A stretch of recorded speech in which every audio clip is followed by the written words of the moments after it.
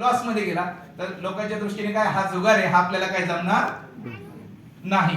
परंतु एक गोष्ट लक्षात घ्या, एक शिपाईची नोकरी करायची काय क्वालिफिकेशन आता प्रेझेंट परिस्थितीत 12वी पास, म्हणजेच त्याला पहिले एलकेजी युकेजी जे बालवाडी आपण म्हणू शकतो, म्हणजे 14 वर्ष शिक्षण घ्यावं लागतं. म्हणजे फुकट झाले का? त्याच्यानंतर पात्रता येते शिपायाची, आणि त्यात पण 50% जेवढं मला नॉलेज आहे वशिला असेल तरच ती पण नोकरी मिळते. त्याच्यासाठी पण लोक भरणारी मी बघितले पैसे 2 लाख 5 लाख आत्म द्या मला नोकरी मिळू द्या. म्हणजे तुम्ही 14 वर्ष एज्युकेशन घेता, पैसे लावता, आणि त्यावेळेस जॉब कितीचा मिळतो शिपायला? 15, 20, 25 हजार याच्यापेक्षा. आणि आपल्या शेअर मार्केटमध्ये लोक पैसे इन्व्हेस्ट करतात आणि अपेक्षा काय असते? लाखो रुपये मिळाले पाहिजे. आणि लाख रुपये टाकून लाख रुपये गेले, ज्याची ऐपत 10,000 गेले, कुणी लाख रुपये, मग म्हणतात याच्या हे ना काही आपल्याला जमत नाही. का माहिती का? डोक्यात फिट आहे, मी एज्युकेट आहे, मी इंजिनियर आहे, मी डॉक्टर आहे, मी वेल एज्युकेटेड, म्हणजे हा धंदाही मला सहज जमत. पण ह्या जगामध्ये अशी कुठलीच गोष्ट नाहीये तुमच्या शिक्षणामुळे तुम्हाला सगळं जमेल. कुठलंही क्षेत्र हे प्रॅक्टिकल एक्सपिरियन्स घ्यावा लागतो. असं आहे का की जे आपण शाळेत शिकलो त्या बेसवर सगळं आता बिझनेस होतोय? दुसरा जे रनिंग बिझनेस प्रत्येक जण करतो? बिलकुल नाही. आणि हे ज्यावेळेस आम्हाला लक्षात आलं, मी ट्रेडिंग क्षेत्रामध्ये होतो, मी मार्केटिंग 1995 पासून करतोय, 22 वर्ष मार्केटिंग केली, 5 वर्ष आता यायचं, तर 27 वर्ष मार्केटिंग मध्येच आहे. आणि त्या दरम्यान काही ट्रेनिंग्स केल्या, प्रोफेशनल ट्रेनिंग, ज्याची फी 5,000 10,000, इव्हन मी माझा फ्लाईट कॅन्सल करून 2009 ला 4 लाख फी भरली होती 4 दिवसाच्या ट्रेनिंगसाठी. बरेचसे लोक म्हणले बावळट आहे, 4 लाख ट्रेनिंग 4 दिवस असं काय शिकवणार आहे?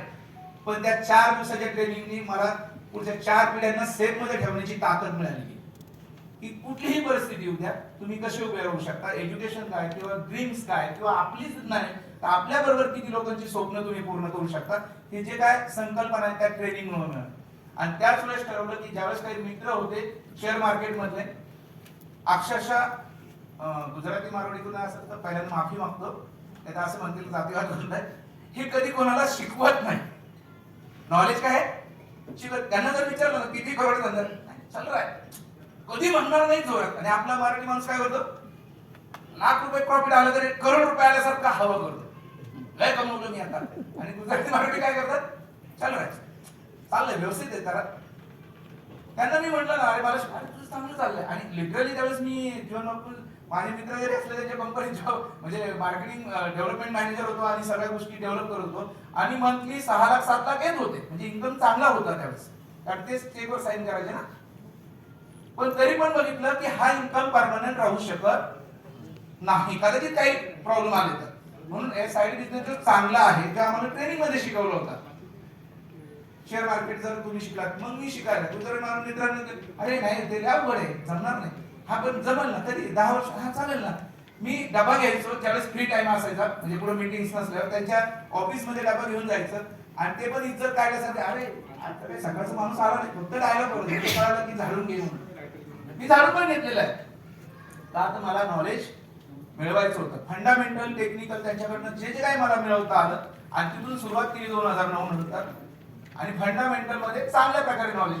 त्यानंतर टेक्निकल आपण 2017 ला टेक्निकल पण, कारण 10% फक्त फंडामेंटल चालतं आणि 90% टेक्निकल चालतं. आणि जगामध्ये मला एक स्टोरी समजली होती, ती पण स्टोरी शेअर करू इच्छितो. कमोडिटी मार्केट सगळ्यांना इथे बसलेल्यांना माहिती आहे, मी कमोडिटी मार्केट करतो. आणि बरेचशी 99% लोक काय करतात? इक्विटी. भारतामध्ये बोलतात की फक्त महाराष्ट्र किंवा मुंबई नाही तर भारतामध्ये एकमेव फ्रँचायझी आपली अशी आहे, फक्त कमोडिटीचं लायसन आपण एकट्याने घेतले. एकमेव. 99% लोकांनी इक्विटी लायसन घेतलंय आणि सपोर्टिंग कमोडिटी ठेवलंय. कोणी आलं तर बाहेर जायला नको म्हणून, म्हणजे मेन फोकस नाही, आपण 100% कमोडिटी. त्याचं रिझन होतं कमोडिटी मध्ये पण हिस्ट्री होऊ शकते.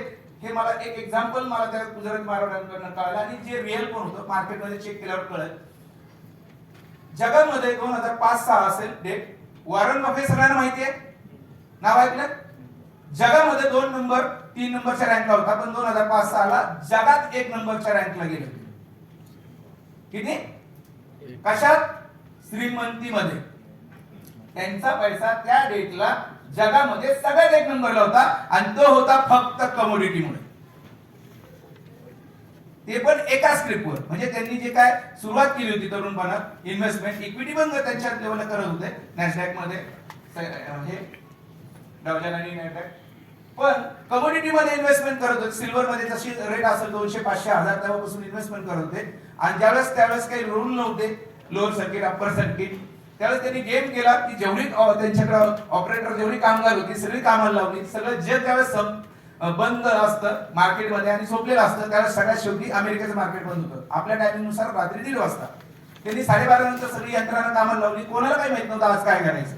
शेवटच्या अर्धा तासात सांगितलं जेवढ्या तुमच्या स्क्रिप्टवर माल असेल ना सिल्वरचा सेल करायचा. सेल 18,000 सिल्वर होती आणि जगाला झोपेतून नाही अटॅकच काही लोकांना आले, काही एक्सपायर पण झाले अटॅकने, कारण त्यांची करोड रुपये नुकसान झाले. दुसऱ्या दिवशी सिल्वर 3,000 रुपये रेट ओपन झाला. पण त्यांच्याकडचा माल सगळा त्यांनी काय केला, सेल केला आणि एक दिवसात 3-4 हजार होता तिथून परत परचेस पण केला. कारण इथे काय बंधन नाही ना कोण किती परचेस, वाईट पैसा असेल तुम्ही परचेस करू शकता. म्हणजे सेलिंग मध्ये पण पैसा कमवला आणि बाईंग मध्ये पण पैसा कमवला आणि जगामध्ये एक नंबर श्रीमंत आहे. मग मी विचार केला ते जर श्रीमंत एक नंबर होऊ शकतात, मी कदाचित नाही होणार, पण त्या लेवलला कुठेतरी पॉइंट मध्ये नॉलेज जर मिळवलं तर आपण पैसा कमवून आपल्या लोकांना ते देऊ शकतो. कारण आम्ही मार्केटिंगचे जीवन वापरून आम्ही की आम्हाला लोकांसाठी काम करायला आवडतं. आम्हाला तर माहिती आम्हाला पैसे मिळणार आहे. कारण जीवन बापूंनी पण ग्रीन व्हॅलीचे प्रशिक्षण उभं केलं तर त्यांना पैसे कमवायचे म्हणून केले का? बरोबर डॉक्टर. लोकांना इन्कम सोर्स जनरेट करायला. आता बघता बघता 500 लोकांची टीम आहे जे सेल फ्लॅट करतात. म्हणजे नॉट ए 500 लोकांना रोजगार जर मिळवून देत आहेत त्यांच्यासाठी चांगली हे नाही. म्हणजे आपण काय म्हणतो वाईट गोष्ट, कोणाला त्याची क्वालिफिकेशन बघितलं नाही, त्याला फक्त काय पाहिजे काम करण्याची धमक. त्याचे एज्युकेशन बघितलं नाही, जेवढं मला कळालं एज्युकेशन बघून त्यांना मार्केटिंग हे केलं जात नाही, त्याची स्किल बघून दिलं जातं. तू करू शकतो ना, आणि ते पण स्किल देण्यासाठी ते वारंवार स्वतः ट्रेनिंग देतात. रात्री पण ट्रेनिंग मी बघितलं, मी अटेंड केलेलं आहे. रात्रभर तू करू शकतो. आणि बऱ्याचशा लोकांची स्वप्न पण पूर्ण केली त्यांनी. बऱ्याचशा लोकांनी गाड्या घेतल्यात, फ्लॅट घेतले, इकॉनॉमिक चांगलं झालं. म्हणजे ही जी संकल्पना डोक्यात होती की आपल्याला नॉलेज आलं पाहिजे आणि त्या लेवलला आपण गेलेलो आहोत. आणि इडलवाईज कंपनी बद्दल जर म्हटलं तर इडलवाईजची आपण मास्टर फ्रँचायझी घेतली. लोकांना बराचसं कन्फ्युजन असतं शेअर मार्केटमध्ये. एखादा SBI किंवा HDFC किंवा पुढे जॉब करत असणारे व्यक्ती असतील तर एक बघा, त्या बँकेचे जरी शेअर घ्यायचे असेल तर बँक तुम्हाला शेअर देणार आहे का? नाही. त्यांना पुढे जावं लागतं, पुढे तरी ब्रोकरशिपला अकाउंट ओपन करावं लागतं. ती संकल्पना आहे. पण एखाद्या एजन्सी जर घेतली, फ्रँचायझी घेतली, ते नॉमिनल 40-50 हजार पण मिळते. ते तुम्ही शेअर्स किंवा कमोडिटी ट्रेड चालू करण्यासाठी त्याच्याकडे अकाउंट ओपन करू शकतो. पण तो दुसऱ्याला फ्रँचायझी देऊ शकत नाही. आणि आपण मास्टर फ्रँचायझी घेतली. मास्टर फ्रँचायझी ॲज लाईक इडलवाईजचा पार्टनर म्हणून, पार्टनर चॅनल. म्हणजे इडलवाईजच्याच फ्रँचायझी मी ऑल ओव्हर इंडिया देऊ शकतो माझ्या साईडला. म्हणजे त्याला डायरेक्ट इडलवाईजच्या ऑफिसला जायची गरज नाही. माझ्याच अंडर, म्हणजे त्यात मला जे काही शेअरिंग असेल कंपनीचं माझं शेअरिंग ठरलेलं. त्यामुळे आपण मुंबईमध्ये बसून सगळीकडे आता स्टार्टअप केले. 5 ठिकाणी फ्रँचायझी आपण ओपन केलं. आणि काल परवाच किंवा मागच्या वीक मध्ये पण सडनली न सांगता काही ठिकाणी बाहेर गेलो होतो मीटिंगला. मी जेव्हा सरांना पण माहित नाही, पण नंतर मी सांगणार होतो आता काय हे राहत नाही. 2 ठिकाणी बिग, गुजरात आणि हैदराबादला मोठ्या लेवलला फ्रँचायझी आपली ओपन होते 1 महिना. आणि नियर अबाउट त्यांनी पहिलीच डील 100 करोडची सांगितली. ह्या लेवलला काम आपलं उभं राहतं. का राहिलं हा प्रश्न येतो, का राहिलं?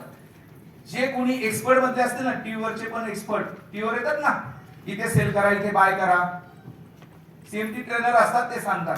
आणि आपली स्पेशालिटी अशी आहे की जी जर मी 100 कॉल जर काढले ना, 100 त्यात 90 कॉल टार्गेट हिट असतात.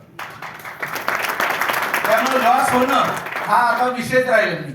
तो 2-3 वर्षापूर्वी होता 50-50%, पण आता नाहीये. कोणीही चॅलेंज घेऊन पैसे लावून बसायचं, 100 कॉल तयार केले, 90 कॉल हिट आहे. आणि 10 कॉल माझे लॉस मध्ये जात होते. किती? 10. पण मला ती खंत होती. सांगताना आनंद नव्हता वाटत. तुम्हाला आनंद वाटेल, अरे 90%, मला आनंद नव्हता. मी बघायचो 10% का फेल जातोय मी.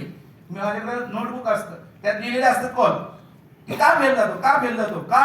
तर प्रत्येक जणांनी विश्वासाने माझ्याकडे पैसे लावलेले आहेत.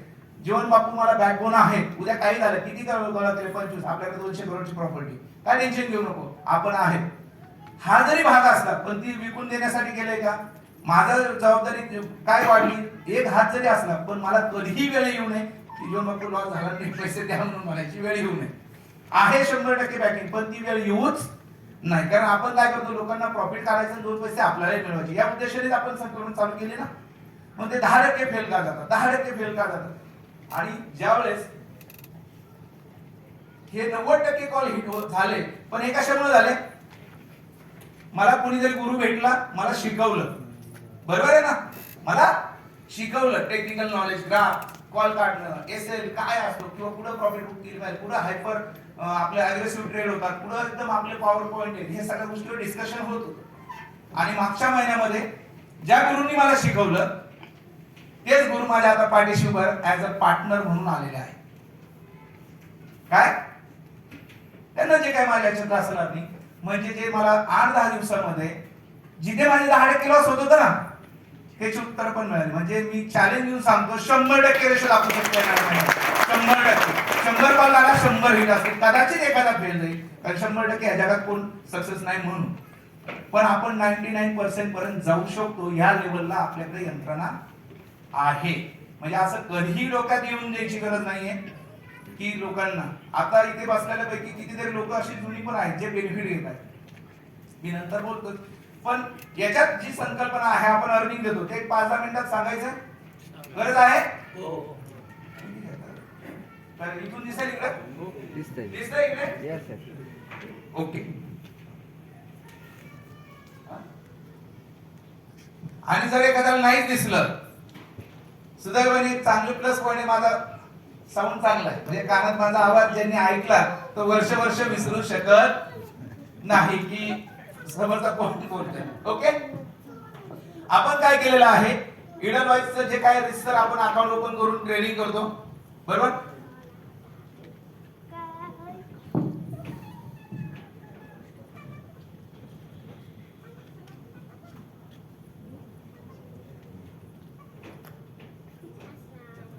आपण तुमचं काय करतोय, अकाउंट ओपन करतोय. अकाउंट ओपनिंग साठी गरज काय आहे? पॅन कार्ड, आधार कार्ड, एक फोटो, एक cancel cheque, 2 margin cheque. Cancel cheque ज्या कंपनी म्हणजे बँकेचा आयएफसी कोड असेल त्या बँकेत जोडा, कारण बरेचशा आणि त्यात पण आता सध्या गव्हर्नमेंटच्या रूल प्रमाणे त्यातही त्रास होतोय. काही बँका आयएफसी कोड चेंज करतात, मर्ज होतात ना बँका, त्यामुळे मध्येच जर चेंज झाला तर त्यांना ते कॅन्सल चेक देऊन तुम्हाला चेंज करून घ्यावे लागेल, राईट. या गोष्टी आहेत आपण अकाउंट ओपनिंग साठी. आणि त्यात 2 मार्जिन चेक म्हणजे काय करतोय आपण, 50% क्लायंटच्या अकाउंटवर ठेवतो, 50% आपल्याकडे ठेवतो. कारण मागचे काही वाईट चांगले अनुभव आले, प्रॉफिट पण एक्स्ट्रा झाले, लोकांनी दिलेलं नाही, लॉस झाला तर डोक्यावर बसणार, लॉस झाला पण प्रॉफिट झाल्यावर काही लोक म्हणतात नाही आमचं आहे. कारण जर मी ह्या लेवलला जर आलो असेल 90 आज 99% जाण्याच्या, तर लॉस पण झालेला आहे, पण तो लॉस पण आम्हाला देणं असतोच ना, एक भाग प्रॉफिट जसं देतो, तर त्या रिकव्हरी साठी पण आपण प्लॅनिंग केलेलं आहे आणि हे आपण त्यांना देतोय, बरोबर. पण यांना बेनिफिट काय देतोय आपण कमोडिटी मध्ये ट्रेड करतो, तर कमोडिटी मध्ये काय आहे, बऱ्याचशा लोकांना कमोडिटीज माहित नाहीये. कमोडिटी मध्ये येतं गोल्ड आणि सिल्वर. गोल्ड कोणाला माहित नाही इथे बसलेल्यापैकी? सगळ्यांना माहिती आहे गोल्डची प्राइस 0 होईल असं आहे का? बरेचशे लोक नाही मार्केट आहे लॉस झाला. मला तुम्ही सांगा, गोल्ड कोणतंही सरकार येऊ द्या, जगात युद्ध होऊ द्या, युद्ध झालं तर आम्हाला चांगलं आहे, कारण सोन्याचा भाव असा एकदम आसमान जे म्हणतात ना, कारण 56,000 झाला होता ना, कोविड आला, खाली नाही गेलं सोनं, 56,000 लागलं. म्हणजे मार्केटमध्ये किंवा समाजामध्ये काही अस्थिरता झाली तर सोन्याचा रेट वाढतो. दुसरी गोष्ट, सोन्याचा रेट 0 का होऊ शकत नाही? जेवढं देशाकडे लीगल मध्ये सोनं आहे परचेस केलेलं, तेवढ्याच नोटा प्रिंट करायचा अधिकार आहे. म्हणजे आपल्याकडे छापका नाही म्हणून अनलिमिटेड प्रिंट होऊ शकत नाही. कोणतेही पॉवरफुल आहे त्याचा अनलिमिटेड प्रिंट कर, अनलिमिटेड प्रिंट करू शकतात. ज्याकडे जे कर्ज घेतलं देऊ शकतात का? कारण काहीतरी हिशोब आहे. आणि जर अनलिमिटेड प्रिंट होऊ शकत नसेल आणि जेवढं गोल्ड आहे आणि काहीतरी ग्लोबल अग्रीमेंट असल्यामुळे त्याची अस्थिरता कधीही 50,000 सोनं घेतलं 10,000 झालं, कधी स्वप्नात पण बघायची गरज नाही. 10-20% अप अँड डाऊन चालू असतं डॉलरच्या करन्सीमुळे, पण शून्य होणार आहे का?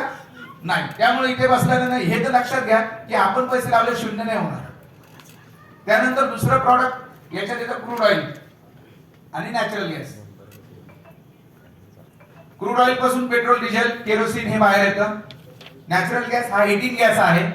ज्या भागात बर्फाळ प्रदेश आहे, जसं आपल्याकडे जम्मू काश्मीर आहे किंवा अमेरिका, तिकडे बर्फ जास्त पडतात, आपल्याकडे एसी लावतो ना आपण, गरम होतोय म्हणून, तिथं गार होतोय म्हणून हिटिंग गॅस असतो. तिथं काही एसी नाही, असे हीटर असतं. म्हणजे नॅचरल गॅसमुळे हिटिंग होतं. जे जम्मू काश्मीरला फिरायला गेले त्यांना माहिती आहे, हॉलमध्ये पण पुढे काही दिसणार नाही पण गरम होतं. त्याचं कारण आहे नॅचरल गॅस. आणि नॅचरल गॅस आता जे काय आपण सीएनजी वगैरे वापरतो, एलपीजी काय, बरोबर आहे ना, तिथं नॅचरल गॅसच वापरला जातो. म्हणजे नॅचरल गॅस आता लोकांना कळलं स्वस्त आहे म्हणून पेट्रोल डिझेलच्या गाड्या घेण्यापेक्षा लोक काय घेऊन राहिले, एलपीजी ना. म्हणजे नॅचरल गॅसची गरज संपणार आहे का वाढणार आहे? वाढणार आहे. आणि काही कॅटेगरी असतील ते नको, ते स्पोर्ट वगैरे होईल, आपल्याला पैसा आहे तर ते पेट्रोल गाडीच आपण वापरूया, कारण डिझेल गाड्या येणाऱ्या काळात बंदच होणार आहे. म्हणजे ह्याची डिमांड कधीच बंद नाही होणार. कसं होणार आहे? आता 120 रुपये पेट्रोल 10 रुपये घेऊन जा, फुकट घेऊन जा, होणार आहे? कधीच होणार नाही. त्याचं कारण पण सांगतो. हा डायलॉग मारायचे लोक डायलॉग मारतो. 20 एप्रिल 2020 ऐतिहासिक दिवस होता आमच्यासाठी. क्रूड ऑइल -$40 बंद झालं होतं काही तास. -$40. प्रत्येक कंपनी 50 करोड अबो पेनल्टी मध्ये सेटलमेंट असती रोलवरला, त्याच 1 तासाला गेलं होतं. त्यावेळेस माझा पण फटका 1 दिवसात 70 लाख होता. कंपनीला 55 करोड होता, कारण पोझिशन होत्या, कारण डोक्यात काय शून्य होऊ शकत नाही. आणि दुसऱ्या दिवशी ओपन होता ना $55 वर झालं होतं. पण गव्हर्नमेंट लय भारी, मायनस झालं तोटा घेतला. पण ज्यावेळेस मायनस झालं पेट्रोल फुकट गेलं का, त्यांनी 3 महिने क्रूड ऑइलची ट्रेडिंग पण ठेवली नाही, ते इंटरनॅशनल अस्थिरता आहे. आणि परत त्या रेटला आलं 90, 95, 100 करत रेट वर नेला. फुकट पेट्रोल द्यायला पाहिजे होतं. म्हणजे त्याचा अर्थ असा झाला, जगात मायनस जरी डॉलर मध्ये असलं तरी आपल्याला मात्र पैसे पे करावं लागणार आहे, बरोबर आहे. म्हणून याच्यामध्ये सिक्युअर्ड आहे की पैसे शून्य होऊ शकत नाही. आणि तिसरं बेस मेटल. बेस मेटल मध्ये कॉपर, झिंक, लीड, ॲल्युमिनियम हे मेटल येतात, जे इंडस्ट्रियल मटेरियल पण मध्ये पण असंच यूज होतात. आणि ह्या गोष्टी कधी शून्य नव्हणार. आज बघा तुम्ही, कोविड नंतर घराच्या किमती किती वाढल्या अमोल सर? 40%नी, 20 ते 25% पेक्षा जास्त किमती वाढल्या. त्याचं कारण काय? मटेरियल सगळं महाग झालं. असं व्हायला पाहिजे होतं. कोविड मुळे लोक घाबरायला पाहिजे होते, घरं नव्हते घ्यायला पाहिजे, गाड्या नव्हते घ्यायला पाहिजे, पण गाड्याच्या किमती पण वाढल्या. प्रत्येक 3 महिन्यात गाड्याची किमती वाढतात. आणि लिहून देतात, जी गाडी तुम्ही बुक केली, गाडी घेताना जी प्राइस असेल ती द्यावी लागेल आणि निश्चित जास्तच द्यावं लागते.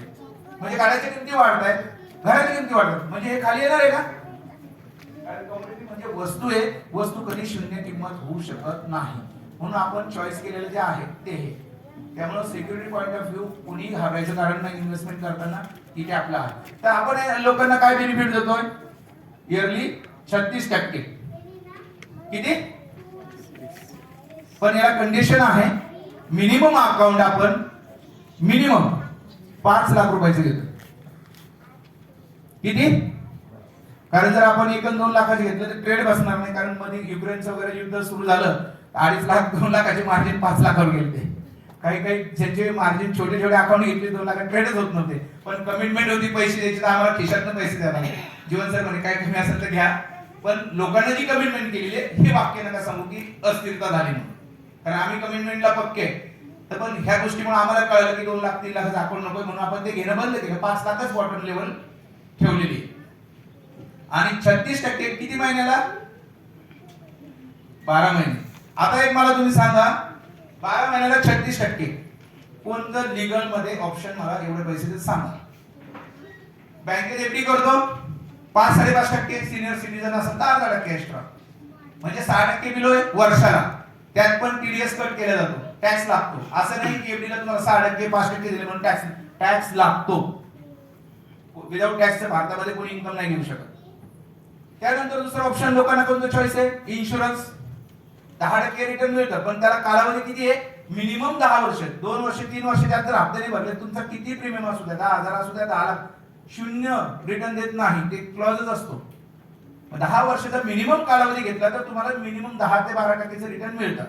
आणि तुम्हाला कालावधी तसा घ्यावा लागतो.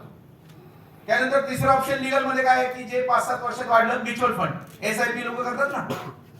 काय करतात की त्यांनी सुरुवातीला 5 वर्षापूर्वी कोविडच्या अगोदर 40%चा परफॉर्मन्स दाखवला होता, 35-40%. आता गेली 3 वर्ष कोणतीही कंपनी 12 ते 15% पेक्षा जास्त रिटर्न दिलेले नाहीये. आणि कंडिशन अप्लाय असतं, काही झालं तर तुम्हाला ते कमी घ्यावे लागेल किंवा मायनस झालं तरी तुम्हाला घ्यावं लागेल, म्हणजे कंडिशन. पण त्याच्यामुळे एक गोष्ट घडली की का सिक्युअर्ड आहे तुम्हाला. बँकेमध्ये वरती कोण बसलाय, रिझर्व्ह बँक. इन्शुरन्स मध्ये RDA, म्युच्युअल फंड मध्ये CB, शेअर मार्केट मध्ये इन्व्हेस्टमेंट होते ती. म्हणजे हे 3 सेक्टर कधी बंद होणार नाही, त्याच्यावर गव्हर्नमेंटचा कंट्रोल आहे. आणि आपण तेच काम करतोय सिव्हिल रिलेटेड. फक्त एक जे नॉलेज आम्हाला आलंय त्याचा प्रॉपर आपण युटिलाइज आम्ही हे म्हणू शकलो असतो बँकेपेक्षा डबल घ्या. पण जीवन सर म्हणलं नाही, आपल्याला लोकांना एक साईज वाईज आपण म्हणतो चांगला इन्कम दिला पाहिजे. कारण 36% म्हणजे भरपूर अमाऊंट झाली. जर एखाद्याने 5% जर इन्व्हेस्टमेंट केली असेल तर 1,80,000 रुपये मिळतात, बरोबर आहे. आणि त्यानंतर आपण 2 वर्ष जर केलं तर रिटर्न किती येतोय, 72%.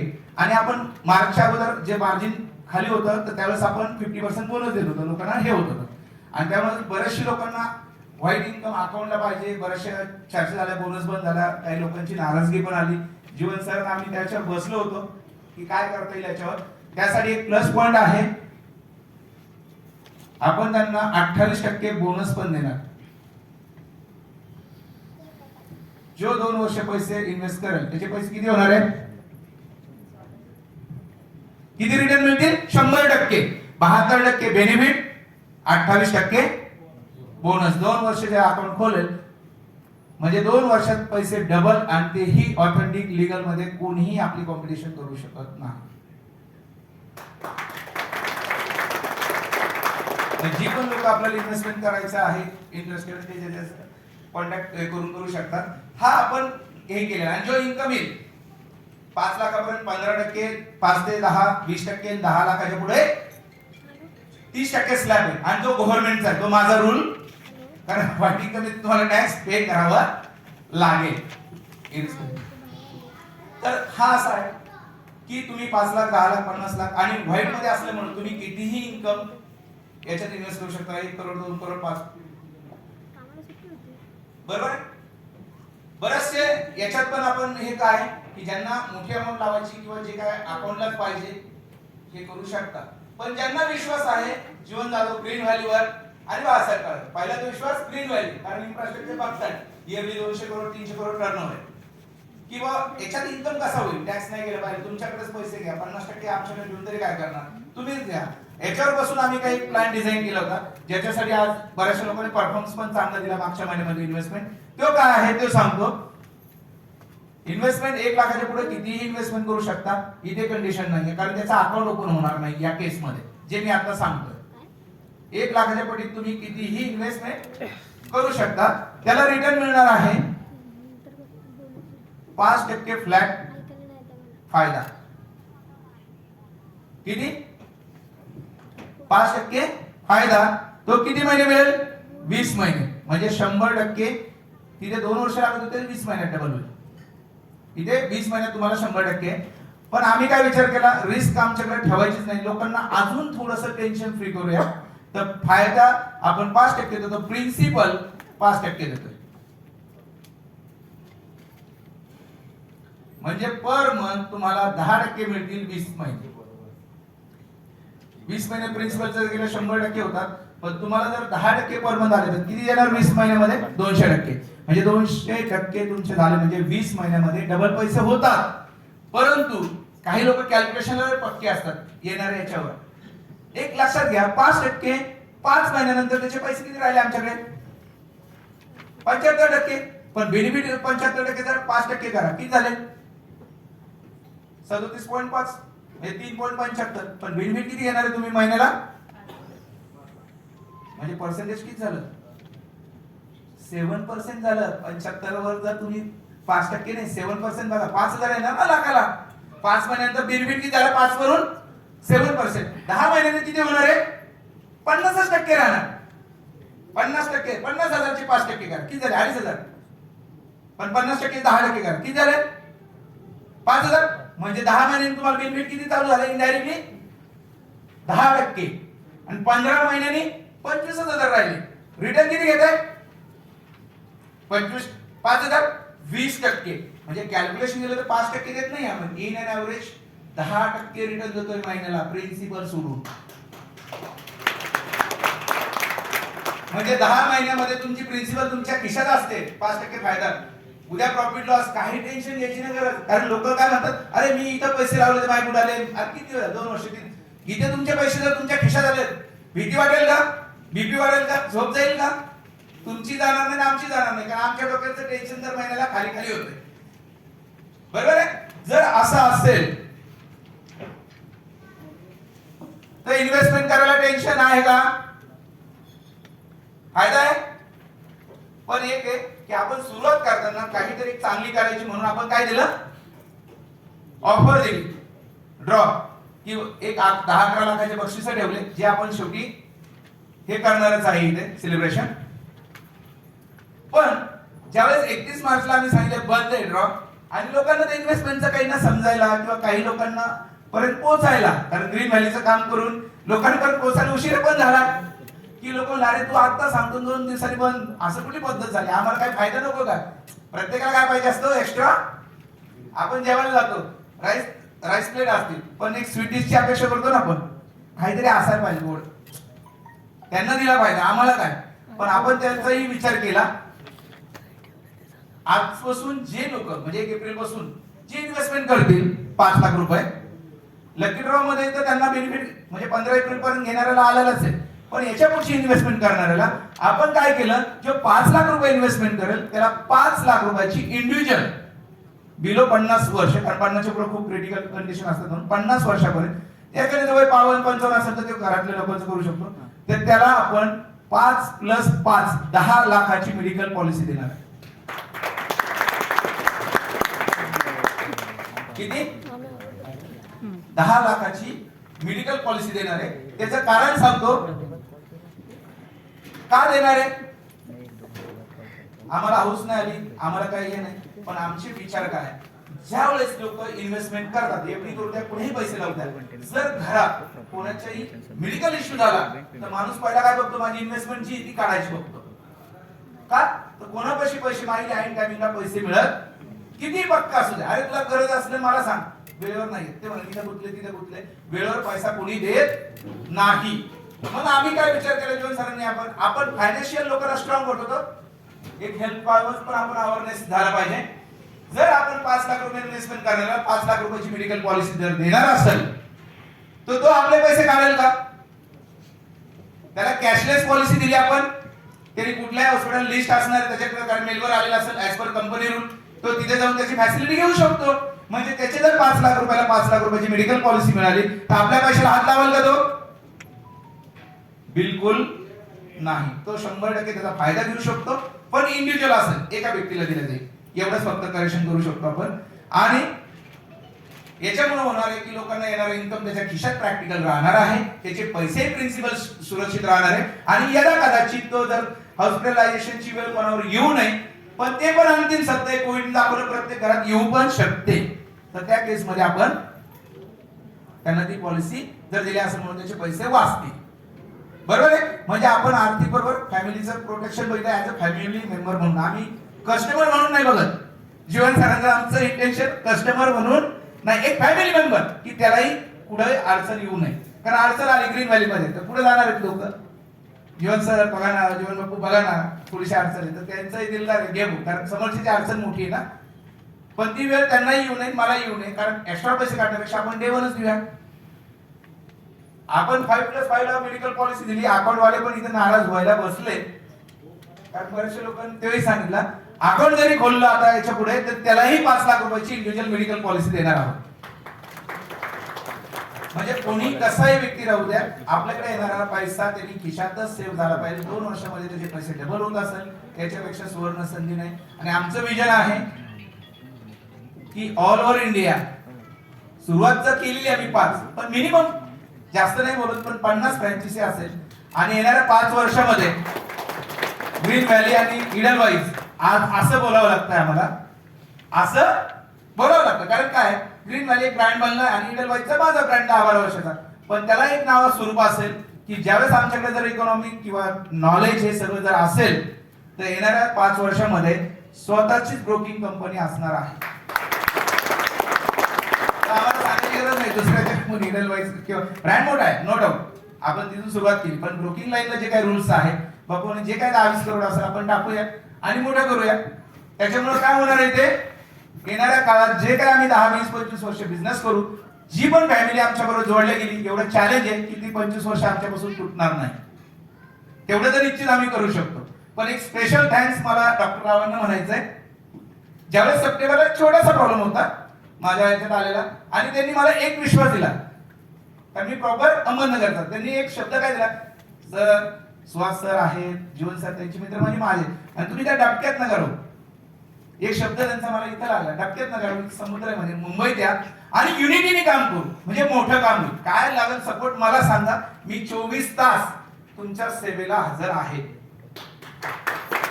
एक मला तो शब्द एक एनर्जी देऊन गेला आणि मी त्यांच्या शब्दाला थोडंसं तरी समर्थ दाखवलं, सत्य करून दाखवलं. छोटं ऑफिस आपलं होतं, मोठं सुरुवातच केलेली. आणि हे ऑफिस जे काय आहे, ऑफिसला किती लोक आलेले आपल्या, 2-2.5 हजार स्क्वेअर फूट असेल, पण हे फायनल ऑफिस नाही. मी घेताना पण सांगितलं किमान आपलं मुंबईमध्ये 10,000 स्क्वेअर फूटचं ऑफिस येणाऱ्या वर्षभरात, कारण आम्ही छोटं काम करायला उतरलोच नाहीये. कारण आम्ही जे काय आहे आणि जी काय पिलर्स आहेत ज्याच्यामुळे बिझनेस वाढत चाललाय, कस्टमरनी पण आपल्याला विश्वास आहे, त्या ऑफिसमध्ये आपलं काम भागणार नाही. त्यामुळे इन्फ्रास्ट्रक्चर तसं आपल्याला करावं लागेल आणि ऑल इंडिया लेवलला जर बिझनेस करायचं तर आपल्याला सगळ्या सिस्टीम लावाव्या लागेल. बोलायचं भरपूर आहे पण वेळ पण कमी आहे, तर मी इथे रजा घेतो. थँक्यू.